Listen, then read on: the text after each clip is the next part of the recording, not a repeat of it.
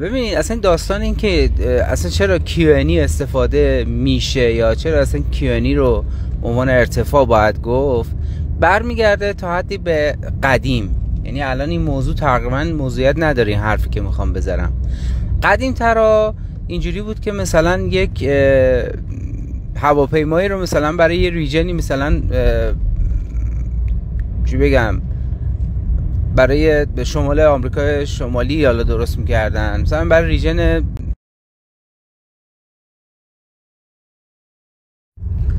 بعد این اون بالشتک انروید یا اون فشارسنج، اون بالشتک فشارسنجی که استفاده میشد برای تخمین حالا پرشر ستینگ، یه ساب اسکیلی داشت یا یک به قول معروف یه رنجی داره، مثلا بین چی بگم بین 950 تا 1050. یعنی یه چنین فشاری رو میتونه سنس بکنه و خلاصه اطلاعات بده. حالا اگر این هواپیما از اون ریجن بیاد به مثلا یه جای دیگه پرواز کنه، مثلا به توی خاورمیانه یا یه جای های آلتیتیود که فشاره خیلی کمتری از 950 ممکنه QNH داشته باشه، مثلا 930 باشه، 910 باشه، خب این مطمئناً این QNH دیگه قابل ست کردن تو اون سیستم فشار سنج اون هواپیما یا آلتیمیتر هواپیما مطمئناً نخواهد بود. راهکار چی بود قدیم میگفتن آقا برای اینکه توی چنین شرایط هواپیما بتونه تو اون فرودگاه آپریشن داشته باشه، کنترلر وقتی چنین چیزی میگفت خلبان مجبور بود 10-13-2 رو ببنده، یعنی فشار استاندارد رو ببنده و بیاد از اختلاف فشار استاندارد با QNH محلی یه چیزی به دست بیاره. خب میدونیم که هر هکتوپاسکال تقریبا 30 میلی بار، یا اگه بخوایم دقیق بگیم تقریبا 27 خورده میلی بار به اصطلاح اختلاف داره. یعنی هر میلی باری که شما اختلاف میگیرید میاد اینو اختلاف اون QNH رو با اون 10-13-2 حساب میکنه، تقریبا متوجه میشه که مثلا بین 910 تا 1013 چقدر اختلافه. بعد این 27 فیت یا 30 فیت رو حساب میکنه، تقریبا چنین چیزی میاد. بعد ایرودروم الیویشن رو چون کنترلر داره در لحظه، یا خود خلبان حالا میتونه چیز بکنه حساب بکنه، بعد این رو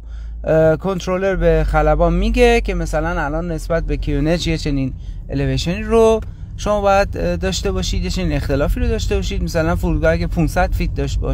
داشته باشه با یه چنین اختلافی مثلا یه 2500 پا میاد روش و اون الیویشن بر مبنای اون فشار 10-13-2 به اصطلاح یه عددی پیدا میکنه که این عدد که خلبان داره میخونه، یعنی پرشر آلتیتیودی که داره میخونه برای اون شرایط که میخواد تو اون فرودگاه لندینگ انجام بده، به اون میگن QNE. به بیان دیگر شما وقتی که به دلایلی 10-13-2 میبندی، 10-13-2 یک فشار استاندارد ISA است، ولی در شرایط واقعی ریل غیر استاندارد میبندی، اون آلتیتیود اون پرشر آلتیتیودی که میخونی، اون پرشر آلتیتیود